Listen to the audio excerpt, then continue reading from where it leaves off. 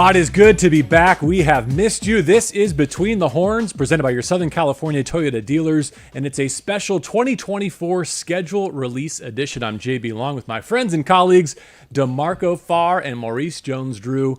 They roll their eyes at me because they know I'm irrationally happy about this day. It's my favorite day of the offseason, and I know for 9 years now you've wondered why, but hey, it's Happy New Year to us. I'm geeked this year. I'm excited about the schedule. I can't wait to find out where we're going and when. I'm with you on this. So, start of year 9 for us, 8 of which have been Sean McVay's. But how about you? 30 years ago, D'Marco, you joined the Rams. 30 years ago? As a college free agent out of Washington and Has a it national been 30 champion. years? Oh my God, Murray, it's been that long. Does it feel like it, does No, it just blew by. Trying to beat the Niners every single year, period. It never gets old. Yes. Yeah, 30 years, really. Wow, thanks for bringing that up. And the Niners land on this year's schedule as the home opener at SoFi Stadium. I think the best home schedule I've ever seen from the Los Angeles Rams, so we might as well get it out of the way early. therams.com/TIX to get your single game tickets. There's also a Thursday night Game 2 against the Niners in December that we will talk about. But on the drive up here, Maurice Jones Drew and I were catching up. I know you and I have spent some time together throughout the draft at the Draft House. Maurice and I were talking about the Tom Brady roast. Oh, my Did you God. get a chance to see that? Whoa. Would you ever do a roast? Have you ever done a roast? I've been to a roast.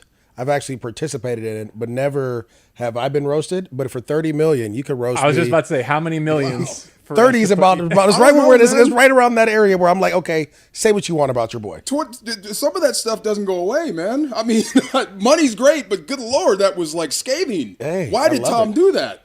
Well, Besides JB, the money, JB, say what you have to say in the car because that was awesome. He just ripped all the Band-Aids before he goes on television and broadcast the game of the week for Fox from now on, including the home opener against the 49ers. How about as smart of a way as that? You go and let everyone joke about you. Yeah. It's in a joking manner. It may be true, but ha ha ha. Now I can go on TV and not have to worry about anything. You can still stink up there. Because we got the jokes out of the way doesn't mean he's going to be great. He can still stink. He can still stink, but guess what? For $375 million, stink away. I'll go through some basics, and then I'll toss it to you guys, and you can kind of give us your first big picture read on the season that we've now seen. You're going to hold the December game, aren't you? Just tell me where we're going when it gets cold. Our audience has presumably seen the schedule by now. We've reflected a little bit. The only part that we don't know is kind of our opponent's schedule. Right. Yeah. So we'll finish there, but the basics. Bye in week 6. That's as early as it's been since the Rams have come back to Los Angeles. 2 Thursday night footballs. That's not what you typically draw up. I like Thursday. You get the long bye after. You get the long break after. Well, also, I'll say this too about Thursday. The practice weeks are really, it's like walkthroughs. So you get to somewhat recover and go. 2 Thursdays, though. That's interesting. 2 Thursdays. One's against the Vikings at home. That's so you got a team coming from the Midwest to your place. That's about as good as you could hope for. And the other is game 2 of your regular season series against the Niners. So you only have to go up to Santa Clara. You know the 49ers forward and backward. That's who can bow up and be ready Thursday night as much as it is schematic preparation. I told JB this is like a Pacquiao Marquez 3. Okay. Where it's just like we've already fought twice. Oh, I know. There's no. There's no. We're just gonna go out there and brawl it out. We're going there for a Thursday night to San Fran. So Thursday night, San Francisco fans. That's gonna be fun. Oh yeah, they'll be turned up. That'll be fun. Yeah. Okay. There's only one true back-to-back, and it's right out of the chute. At Detroit, which we'll talk about, at Arizona. There is one other back-to-back, but it's broken up by that mini bye. At San Francisco, at New York. That doesn't really count for me. Right. You got 10 days of rest in between, so that's good. You don't get on a plane in October. Oh, that's cool. That's helpful. You only leave the state twice in the final 7 weeks of the season. Oh, so that's awesome. Yeah. All right, that's kind of a broad outline, but let me turn it over to you, D'Marco. You can go first if you want. You see this schedule, and your initial reaction is what? Detroit, week 1, right? That's going to be fun. Yes. Is Jared Goff going to show up in a Brinks truck? He should. He should do just like Jalen Ramsey. Show up in a Brinks truck, back him up onto the field with and the walk on out. comedian coming out saying, absolutely, show me the money. But his heat, that's fun. I mean, that was about as raucous an atmosphere as you can find in football when we were up there the last time for that playoff game. So I'm glad we're circling back for week 1 to play them again. Are you surprised the league didn't want to wait? They don't want to wait even an extra week Sunday Night Football to run that back? Well, you made perfect sense on that when we talked about that. I mean, you want to make sure that game is hot, and you want to make sure both quarterbacks are there. So guarantee week 1, both guys should be there. Later, there's no guarantees. But yeah, that's a fun way to start a season. First of 5 primetime games on the schedule for the Rams after only 2, a Thursday and a Monday last year. Well, Eminem better be there. That's the first thing. So, M, if you're out there, you're watching this, you better show up and talk your trash. He's a huge Between the Horns fan. I know he is. So we make sure you're out there. And then for In me, fact, all the Lions fans are. Do you remember last January? Yes. We did numbers. Yeah, Thank why you, not? Detroit. I Show can't up wait again. for September. Yeah, I just have one question. The drummer for the Red Hot Chili Peppers. Flea? No, that's the bass player. Oh, the yeah. drummer, Chad. Oh, is he yeah, on yeah, our yeah, side yeah. or theirs? Yeah. it doesn't matter. Because he Show had a up. big old thing up in Detroit. I thought he was a Rams fan. So let's make him pick sides. Yeah, point. I like that. For me, I would like to talk about just the way the Rams built their roster. Yeah. Right? Because you're talking about how physical Detroit is, how physical the Niners are, how physical the Eagles are, all these teams. And the Rams really built their roster to fit that, right? You added the 3 big guys up front. Steve is the center. You have Jonah Jackson, our other guard, Kevin Dotson. Yeah. Then you have, that's 3, that's probably 900, 1,000 pounds in the middle, plus 330 on the outside. You have a big offensive line that can go and mow up against some of these tougher, more physical teams. Then you add in the 2 running backs to help in the running game, and then obviously a healthy Cooper Kupp with Puka Nacua. To me, the Rams have built their roster to withstand anything the schedule is going to say, right? If it's if it was, imagine if it was Detroit, Philly, Niners back to back to back. Their roster is built for that now. Where in the past it was kind of like we used to hesitate over. You're speaking offensively, Yeah. especially offensive line in particular. But let me take you in a different direction because the storyline around Detroit is how they rebuilt their secondary, right? But it's kind of true here in Los Angeles too. And you look at the 5-game rip to open the schedule at Detroit, at Arizona with the top receiver off the board and a healthy Kyler Murray. The 49ers, arguably the best offense in the National Football League last year. The Chicago Bears now could boast the best receiving core in the league. And the Green Bay Packers, who in the back half of last season set the world afire. My point is we're going to have a grasp of what rush and cover under Chris Shula and life after Aaron Donald looks like early, right away. Rush and cover, dump and chase, and you don't have Aaron anymore to bail you out. So that's going to be something interesting. And I think that whole series with Arizona just changed with one retirement. Because when Aaron is on the field, Kyler Murray is a different player. Yeah. Now that's different. Don't nod. You don't agree. He's going to be I disagree. super confident. I do disagree. He's going to be super confident. He's going to be that mobile quarterback that everyone hates to play against that you just can't hit.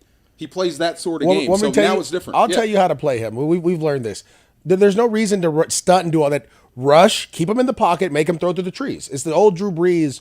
When I was in Jacksonville, when you play shorter quarterbacks, you have these bigger defensive linemen. You want to push the pocket, collapse the pocket, but not allow him outside. Make Kyler rush through the inside. He doesn't like going through the tackles. He likes to go out and around. So if you can contain him and make him go in, granted, not having Aaron Donald is to me is like it's a huge loss because he was terrified of him. But on the other side, because I'm always going from the offensive side, the Rams always scored 30 points against them. So you have to put up points. And the one times they didn't do that, the Cardinals won. So to me, I think, yes, losing Aaron is huge in that series. But if the Rams could always get right like they do against them, Tyler Higbee always has a big game against the Cardinals. There's always a tight ends game there. Your running game always works there. I mean, we saw Kyron with the big run down there last year. If you can get that running game going, it puts more pressure on him and allows those young guys to kind of grow throughout. I'm Team DeMarco on this one, though. I think the NFC West is actually going to be the best division in the NFC. Everyone's talking about the North, and it's interesting because those divisions go head-to-head this year, right? You'll have 16 games between them to decide it, and the Rams play their NFC North opponents right off the top. Wow. But I think Arizona has stacked a couple of nice drafts. I think their coaching staff got their best out of them at the tail end of last season. Their running game got going. Kyler's healthy. Marvin Harrison Jr. Like for the better part of the McVay era, the Rams have kind of started the year like 1.7-0. Right? Because they play the Cardinals. I don't think that's true anymore. It's different now. Yeah, it's different now. And Seattle, I know some folks in the Seahawks, like they feel like they won this coaching cycle. Their roster's in a good place, and they feel like they hired the best staff in this cycle. Yeah, you're going to have to reestablish dominance on defense in this division for the Rams. Offensively, I'm with you. I think this offense right now could score points against just about anybody. But can you slow down? But what helps a good defense, an offense that scores points, right? If you have an offense on the other side, and the reason I say that is when you have a young defense, it's very similar to last year when Sean was like, look, we're going to bet on the offense putting up points and allow the defense to come along as they go. You have to do that again this year, which I think they're better suited to do this year because of the way they've made some moves in drafting and free agency. But if you can score points, that puts pressure on the other offense to have to try to score points with you, which makes them want to throw the ball. So let's just be honest. Young guys don't do well against the run game. Or keep you on the field and keep Stafford off it by running the football. Right. You can't get off. That's the other part. And that's where Kyler scares me because before he plays the Rams, he is the best at keep away. Remember that 19-second play? When he just ran around? That's the stuff that scares me. All that stuff, that guy will start to show up because somebody's not here. Before I lose the thread on the NFC North, let me get to the Packers because the Rams have lost at Lambeau the last 4 years. It'll be nice to have the Cheeseheads in Inglewood, finally. Right. They come to Los Angeles this year. Was the last one when they fumbled the kickoff with Aaron Rodgers? That was the last time? When we stole one? Yeah. The Todd Gurley Rolex game. Thank God. Yes, sir. Yeah, I think in that situation, that they're new too. They have a lot of new pieces on offense there. And granted, every time we play them, I actually talked to a couple of their coaches about that. I was like, why is it every time that you guys have your get-right game is against the Rams? Well, I have an idea. Why? Well, let's just go back in time and look. We're going there. Look at the quarterbacks who have played that game. Brett Rippon played last year. No. Baker the year before.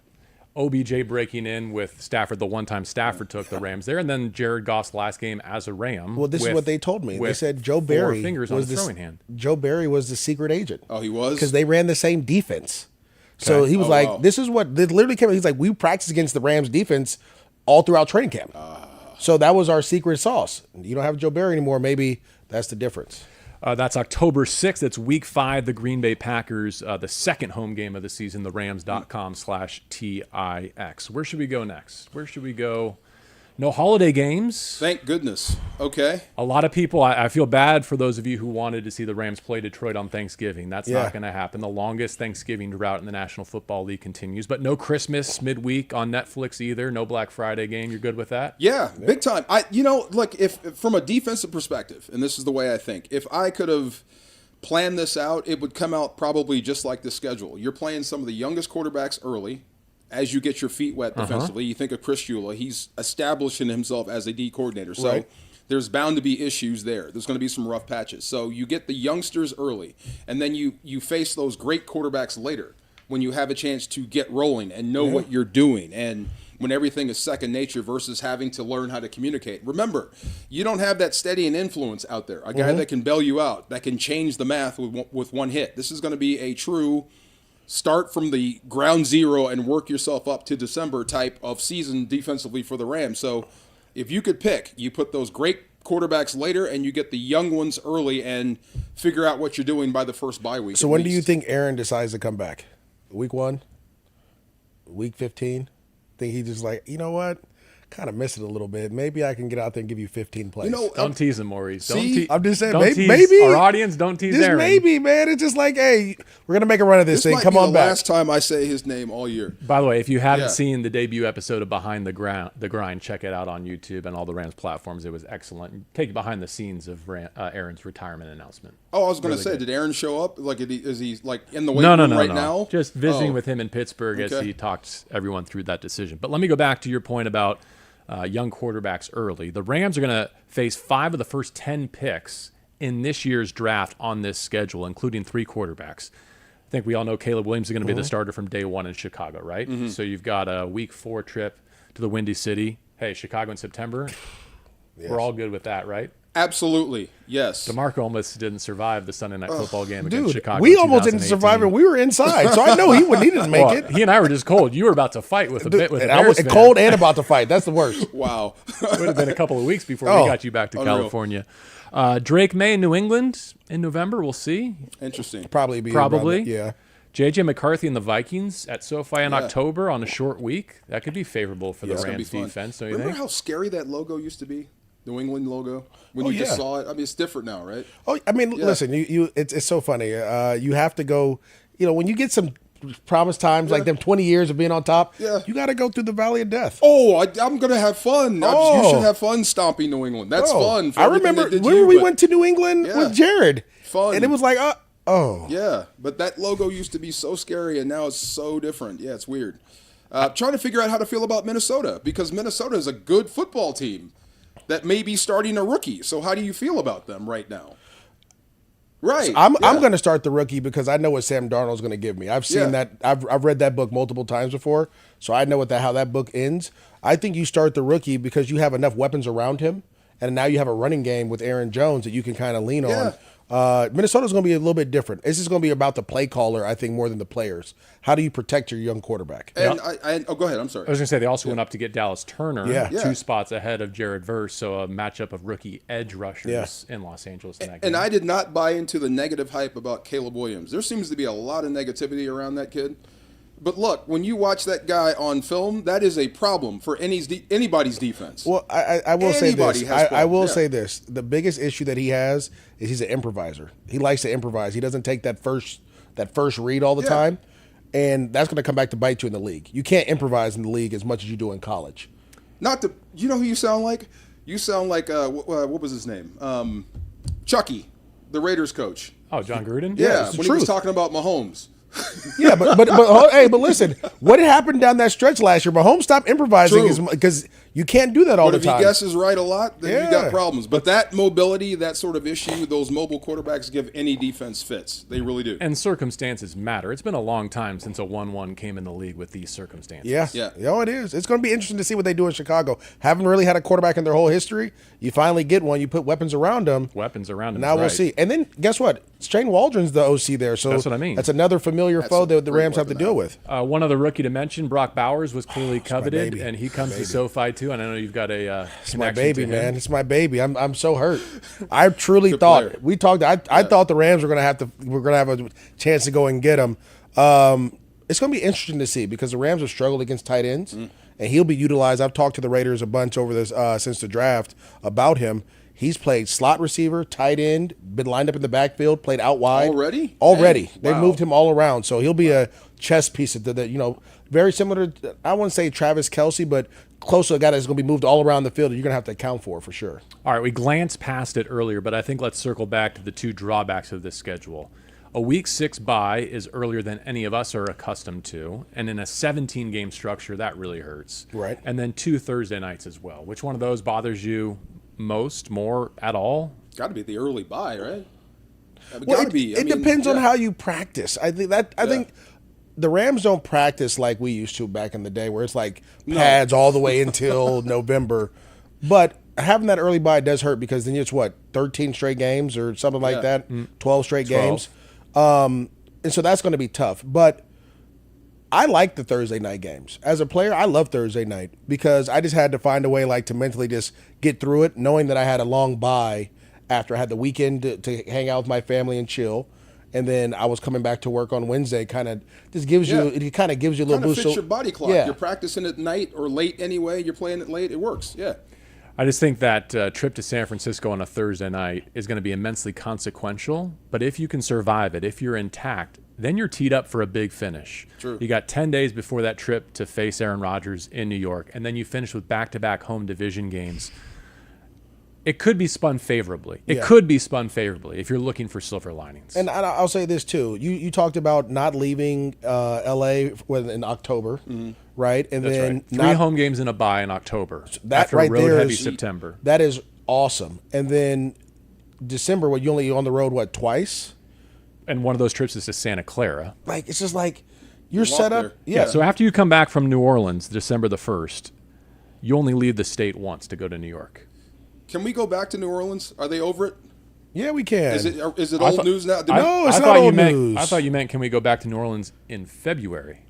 That too. But can we go back to New Orleans now? Are they over that whole Nickel Roby Coleman thing? It's not even about ancient that. history. Are Now. we gonna go back to New Orleans and go to the place that we always go to Of go get course. dinner? Come on. And we got to. Absolutely. That's what I saw when I saw Planning that. I was for like, it now. oh my gosh, Neows, here we come. That's what I thought when I saw New I'm Orleans. still trying I to didn't- shake that bread pudding. Oh my God, right? I was like, dude, I have to go back. Interesting. I got to find a way to get there. Yes. I don't care less about the game. It's more about the dinner we had and the oysters. It's like the charcuterie 10 oysters. o'clock.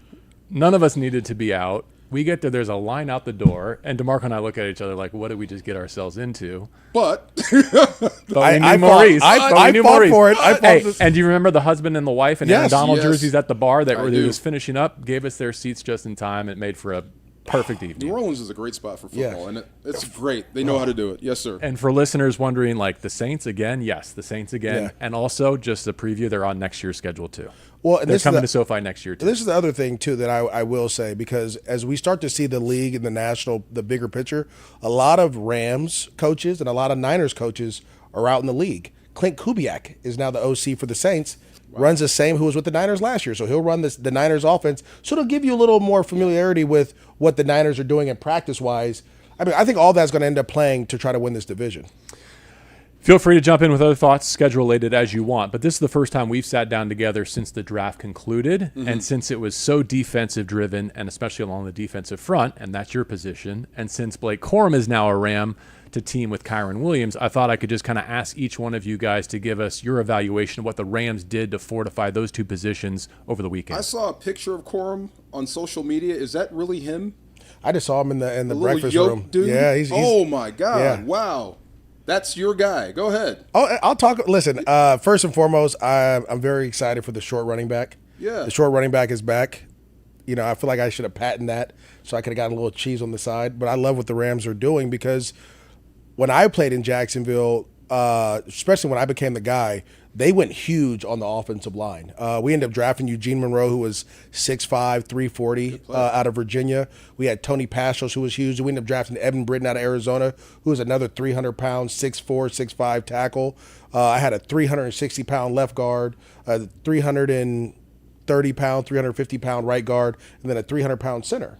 And all that to say is those double teams, you can't see me. Right, and we know the Rams want to run downhill. So when you look at Blake Corum, one, I had him as my third or fourth ranked back. One, because I felt like he came out of a pro. He's the most pro-ready guy to go right now. He understands protections. He's smart. He's physical. He runs downhill. And the reason he was third is because not many teams are downhill runners anymore. A lot of teams are going that spread, side to side, kind of single back deal. But I knew there was a couple good fits for him. Obviously, the Chargers would have been a good fit with his old coach. And what the Rams are doing here was going to be a good fit of what they did with Kyren. And so when you put him in this situation, in this system, imagine the Dotson and Avila and Jackson double teaming. Or Havenstein. All these guys, these big linemen double. Can you see them? Oh, no. And we saw what Kyren was able to do last year. So you bring another back that has the same ability as Kyren, a little bit faster, but the same ability that can find those holes and go. And then I just think like it's all built to be around Stafford, right? Because Stafford he doesn't like to waggle. He likes to go straight drop back. So that play action pass with those two guys will be huge. Plus, like I said, his pass protection, you don't have to question that. You saw that on tape. You saw him run slide protect. You saw him run pro style stuff. So I just thought he fit perfectly. Now, do I think I don't know if his ceiling is high as some of the other guys that are out there, because there are a lot of guys who are pretty raw. But I think that you put him in now, he'll still be a 10-year player for you in this uniform. Terms of run game identity and the personnel built to match it, the Rams probably haven't been in this position year over year since 17 to 18. Yes. Right? I agree with you. Built to run? In terms of knowing who they are and their run game identity and having the personnel to do that over the course of a full season, I don't think since Todd Gurley's 2017 Offensive Player of the Year coming back for 18 have the Rams been in that spot. Remember, it was just Todd, though. Yeah. And I think the key to this is, if you're thinking about longevity, Kyren last year, in the last 5 games, almost rushed for 1,000 yards or something crazy like that. Imagine having another version of that can go in and run. Yeah. So now, and again, it brings me back to when I was with Fred Taylor. Like, Fred would be the starter, and then I'd come in, and then they'd like, you can't take a rest. There is no rest because this other guy can go and take it the distance. The other guy can be just as explosive. I just love how they know who you are. They built an identity around a quarterback at the start of Sean's tenure, and now they've completely built a new identity all the way up. Oh, I think now. For what's left of Matthew's prime. He's done that. Was that the year they went to the Super Bowl and won it, when they went 12 and had to run the football? They changed mid-season. I don't remember them running the football much like at all that. the year they won the Super Bowl. But that was what was not amazing in the Super about Bowl, it. But knowing who you are early, okay, that's fine. And being built to run, I mean, you might have to go beyond Todd to have a line this size, to where you're telling people by the size of the guys up front, this is what we're going to do. No, not by the size, by the skill set. Yeah. When they found out what they had with Todd, they kind of went in the opposite direction. No doubt. Okay, but and I thought when they took Corum, I mean, either that's competition for Kyren or Kyren insurance. Either way, it works out good for the offense because the running game keeps going no matter what. And that and Boston Scott too. Yes, just to name I was going to say, just remember last year what the running game did for the Rams and the play action pass. How much space was back there after you did the play fake to Kyren. Blake Corum gives you that where I thought Royce Freeman kind of stepped in and did some good stuff, but I think Blake Corum gives you a different type of explosiveness with that. Okay, now on your side of the ball, Verse, Fisk, Yo, Davis, Brennan Jackson. Man, They threw numbers. Well, you at the can't. task. You can't replace the man. I told you I will not say his name, but you can't replace the man with just one guy. So they threw some bodies, at the position, which is what they should have done. So Verse, I thought, was one of the top edge rushers in the game or in college football. You got him, and then you take his buddy that can move down the line if you need, from nose tackle out to the 5. Just a big, strong type of guy, a He-Man in the middle that can play run and give you some wiggle in the pass rush. So you're going to need that. Plus, Kobe Turner getting better. And same with Puka Nacua. I hope these guys are just getting ready to be the best version of themselves. I hope Puka doesn't think that he has to top what he did last year. That's too much pressure on yourself. Just be the best version of yourself. Kobe Turner, too. It's going to be harder than you thought. It's going to be without that guy out there with you. All the attention, everybody in the stadium is going to be looking at you like you're singing the national anthem. This is going to be different, so you're going to have to learn how to do that. But as long as you have bodies and waves and you're scoring points on offense, this defense will get measurably better week in and week out. They're going to be young, they're going to make a lot of mistakes, but they're going to be very athletic and flying off the ball. So as long as you're ahead, you'll have a chance to rush the passer. If you're behind, you're playing the run, then it's going to be a little bit different.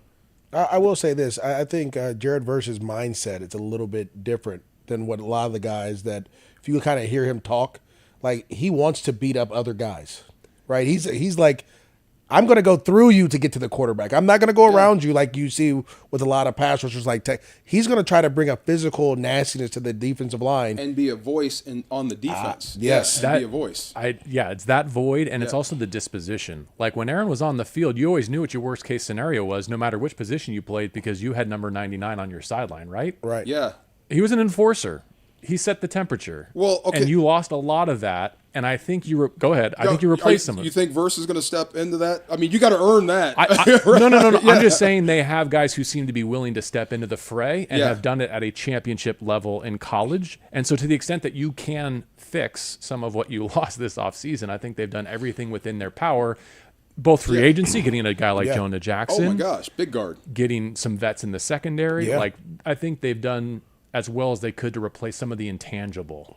I hope both in terms of upholding the standard here in the facility, and then on Sunday when things get rowdy. I hope they got the right version of Darius Williams too. That guy. I think you will. I think And Jacksonville played played a different defense than what Darius was used to. But I will say this: remember what Florida State went through last year. That takes a big huge. Your quarterback breaks his leg, he's out, and they still find a way to win because of defense, right? And so you're bringing that mentality, which I think a lot of times when you do draft, you actually want to draft the best player, but you want to draft circumstance too. Like they had to step up and be huge in those games, and they were still beating teams because of the defense, not because of the offense. The offense couldn't do much of anything. Those receivers were good, but they weren't good because the quarterback was. I think they played their third quarterback. Yet Verse, Fish, those guys were dominating. And when you watch their tape, they were the energy creators, and that's what you want. You need, again, you're losing an energy creator, right? Like you're a guy that can go like, hey, we got to go make a play. You brought two of those guys in to come help. And they're teammates. I got drafted with my teammate. It makes a big difference. When you get drafted with your teammate, I'm comfortable because I know you. Yes, huge. All right, one more promo, therams.com/TIX to get your single game tickets to join us for the 9-game regular season home schedule at SoFi Stadium that kicks off against the division rival from up north. I cannot wait for the 2024 season to get here, but we've got a lot of amazing content between now and then. Enjoy all of the schedule release activity tonight. Behind the Grind episode 1, if you haven't seen it yet. Ernest Jones has a new golf apparel collab. Tyler Higbee's recovery was touching. Wait, hold on. He's a linebacker, right? Linebackers don't play golf, man. What are you doing? It looked pretty fluid to me. Oh, come on. He's not going to win the PGA, but he can play, and he looks the part. He likes it. We also take you inside Chris Shula's defense as he prepares for his first season as defensive coordinator, and some touchy moments between Puka and his mother. D-Far, you've always got Rams Iconic, right? Yes. To get us through the offseason. We'll have coverage of OTAs starting on Monday from here in Thousand Oaks, so a lot of good things to look forward to. Final thoughts before I go? Did everybody I talked to, you probably ran over at some point. That's what drives me nuts. There's probably a highlight for the guys that I do Rams Iconic that played in your era. You probably ran them all over. I don't like you right now. I mean, that was old. That was a different time. That was a different you. It was I a like different me. See, you know, I wish I was the other way, but you guys had Steven Jackson. I hope there's some video of you getting blown up too. That'd be fun. Nah, that never happened like that. I don't think that ever happened. No. The last thing I will say is I'm excited to have a healthy Cooper Kupp back. Watching him from afar has been really exciting. The way he's training, not only that he's training, but who's training with him? Puka Nacua. Mm-hmm. Now all of a sudden, Cooper has this new thing of trying to get back healthy and rolling. You bring your young guy in who had a crazy year, and it's again, you talked about being the best version of yourself. You don't have to have the 1,400-yard year. You just got to try to get your team back to the playoffs again. That's how your success is going to be measured. And if he can continue to grow the way he's grown, limiting some of those drops that he had last year, and then getting a healthy Cooper Kupp back with this running game, that offensive line, your defense will have time to get to where they need to get to. Absolutely. Can you imagine Puka without the drops? Fantastic season, but just take away the ones he dropped and turn those into receptions. And we haven't talked about the gunslinger yet, right? All this stuff that we're talking about, you still have a guy that can go back there and drop back and throw it 60 times if you need to and win games. And so to me, it's just, again, like I said, I'm so excited because last year you had a banged up Cooper Kupp, you had a banged up Matthew Stafford, you were trying to find your way, you needed to move some things, and JB talked about this last year about moving your guard to center and all this. You've done all that you wanted to do. This is where you make your push. Kind of like what you said there, though, that Cooper Kupp is the key to the 24 season, that your ceiling is as high as his health and productivity. Yeah. His returning to the Triple Crown form.